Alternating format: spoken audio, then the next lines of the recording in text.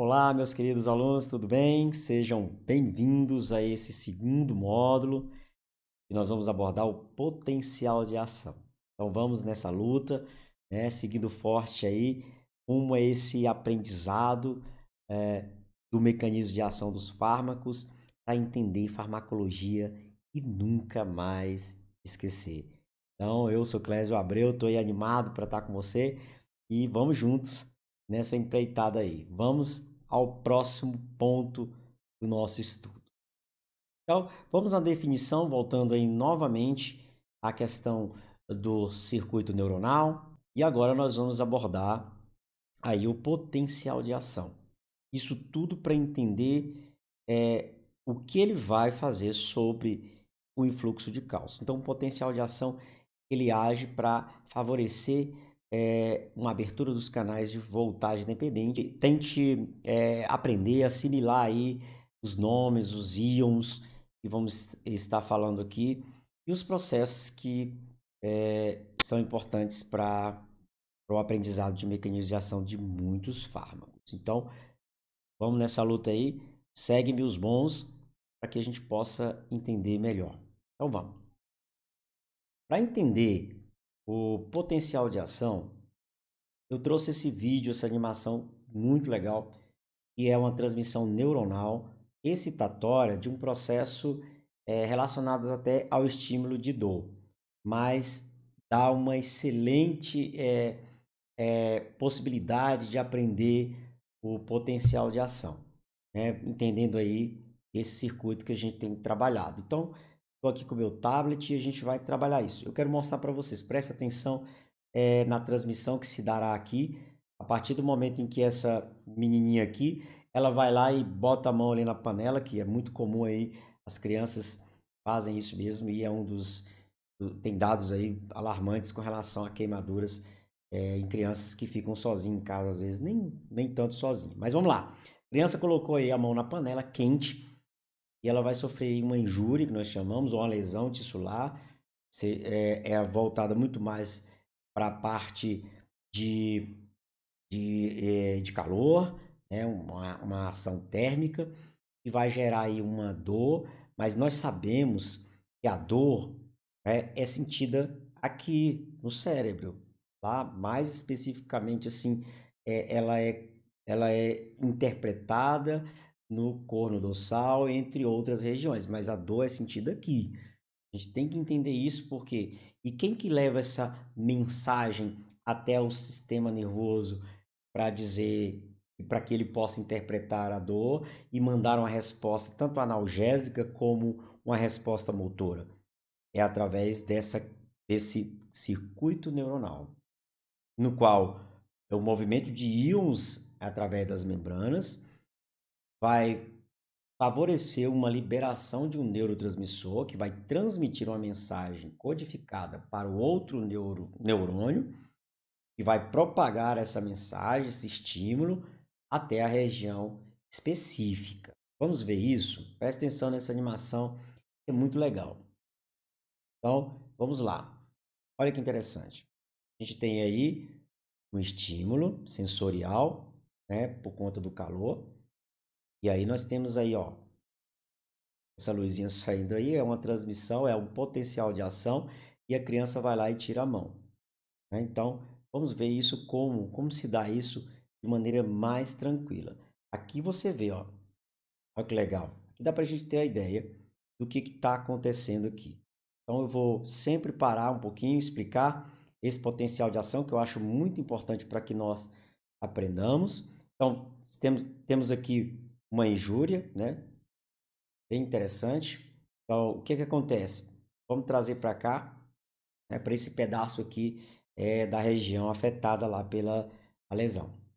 Então, nós temos neurônios sensoriais em todo o nosso organismo que vão estar muito sensíveis a ações tanto mecânica como térmica, química, entre outros. Então aqui, e só para dar um spoiler das próximas aulas de dor, a gente sabe que quem vai estar participando aí, os peptídeos importantes vão estar participando de serotonina, na questão do estímulo da dor, serotonina, bradicinina, prostaglandina, né, histamina, células peptídicas, o aumento do pH no local também eleva esse potencial de ação. Então, você está vendo aqui, ó, aquilo que a gente vem conversando sobre a questão do circuito neuronal. Aqui é um circuito neuronal, ó. Aqui tem uma fenda sináptica também.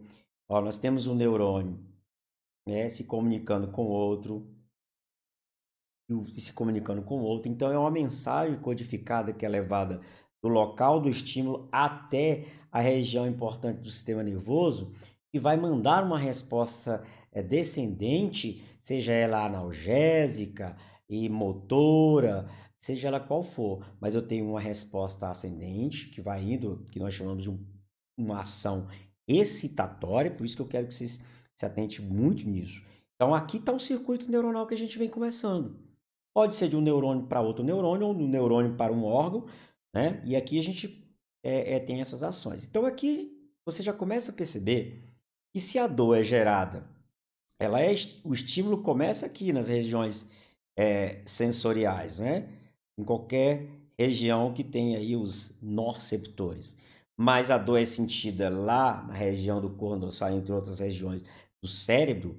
Então, essa mensagem que está saindo daqui do local até o cérebro, ela pode ser cortada, ela pode ser obstruída, eu posso impedir essa mensagem. Então, tá aí o alfa farmacológico bem importante de analgésicos, opioides principalmente. Nós temos também ações importantes aqui dos anestésicos locais, né, gerais, isso é só para você ter ideia. Então vamos ver como que se daria e como que se dá esses mecanismos de ação. Nós não estamos mexendo com mecanismos de ação ainda. Estou mostrando a base desse conhecimento para que você possa entender futuramente, nas próximas aulas, o mecanismo de ação de vários fármacos. Então vamos lá, vamos seguindo aí. Olha aí, tá vendo aí? Teve uma transmissão ali sináptica, né? Tudo rápido. E aí, o sistema nervoso mandou uma resposta motora. Vamos ver isso acontecendo dentro do neurônio, ou seja, na membrana do neurônio. Nós sabemos que existe uma membrana fosfolipídica em cada célula, assim como essa, ó. Tá vendo, ó? Deixa eu te mostrar aqui essa ação aqui, ó. Olha que legal. Aqui nós temos um neurônio em repouso. Clésio, como que você sabe? Por conta da quantidade de íons positivos, né, que estão aqui fora, né? Quais os íons que nós estamos conversando, professor? Nós vamos falar muito, e esses são os íons responsáveis por esse potencial de ação, né? Que é o sódio. Nós vamos conversar bastante sobre o potássio e sua importância. Então, aqui, ó, por que que tá positivo? Lembrando que aqui é fora, aqui é dentro, né? O citosol aqui, ó, o citosol da célula neuronal, né? Tá até escrito aqui, só para que você não se perca. Então, nós temos aqui fora da célula e dentro da célula. Então, está em repouso porque eu tenho muito mais íons positivos fora dessa célula, e isso aí nós chamamos de gradiente de concentração. Então, eu tenho um gradiente de concentração maior fora da célula, por conta que esses íons estão mais presentes aqui no espaço extra. Então, por que está menos aqui? Porque nós temos uma pequena quantidade de íons positivos. É claro que é pequeno, então isso vai deixando o meio intra menos positivo. Então, nós temos aí uma polaridade, tudo bem? Uma coisa importante você tem que saber, o sódio, ele é importante nesse processo de circuito neuronal, na questão do potencial de ação, que no início do potencial de ação, o sódio tem um fator importante, é importante, por conta da entrada dele, ele leva uma corrente elétrica, ele leva uma voltagem para dentro da célula, né? Já o potássio, ele retira, ele leva uma voltagem para fora da célula. O sódio leva a voltagem para dentro e o potássio retira eleva essa voltagem para fora. Então, o sódio é responsável pela transmissão excitatória, já o potássio, ele é muito mais por é responsável pela repolarização. Então, o sódio despolariza ao entrar dentro do neurônio, ou de qualquer célula cardíaca, ou o nervo, músculo, né? E o potássio, ao sair, deixa novamente mais negativo dentro, e o sódio é responsável pela despolarização, o potássio é responsável pela repolarização. Vamos ver isso? Só para adiantar um pouquinho. Então, vou sair aqui novamente, a gente voltar. Então, lembrando, o sódio leva uma voltagem para dentro da célula e o potássio faz o contrário, opondo-se a essa despolarização. O sódio despolariza e o potássio ele se opõe a essa despolarização, fazendo o quê? Uma repolarização. Então, escreve aí, anota aí, tatua no teu cérebro uma coisa. A mensagem elétrica, a transmissão elétrica, ela só se dá por despolarização. Bem? A repolarização não transmite mensagem até o finalzinho do neurônio e vai propagar isso a partir da liberação de neurotransmissores lá na frente. Nesse caso aqui, a gente sabe que é uma transmissão excitatória, a gente até diz aí o neurotransmissor que está e qual neurônio é aqui e qual neurotransmissor, é o glutamato. Mas vamos lá. Então tá bom? Anota aí. Então, segue aí. Então, vamos ver aí, ó. Tá positivo fora. O estímulo lá gerou um potencial de ação que faz com que haja um influxo muito grande de sódio. Então, o sódio entra, olha, você viu, vamos voltar um pouquinho aqui para ver como é que ficou após esse potencial de ação. Olha aí que interessante. Ó, lá vem, ó, o estímulo, né? Então, no início desse potencial de ação, os íons positivos que estavam fora começam a entrar. Olha que legal. Então, o que nós estamos vendo aí? Uma entrada muito grande do íon sódio, tudo bem? Então, essa entrada é muito importante para o processo de despolarização. Então, você viu que com a entrada, né, do sódio para o interior do neurônio, aqui, ó, mudou a polaridade, ó, por conta da concentração maior de íons sódio, né, dentro da célula, fora fica fica menos, né? Menos íon positivo, então vai ficar negativo. Tá vendo? Esse influxo de sódio, essa entrada de sódio levando uma corrente para o interior da célula, faz com que esse potencial de ação prossiga. Então, esse processo aqui nós chamamos de despolarização. Tudo bem?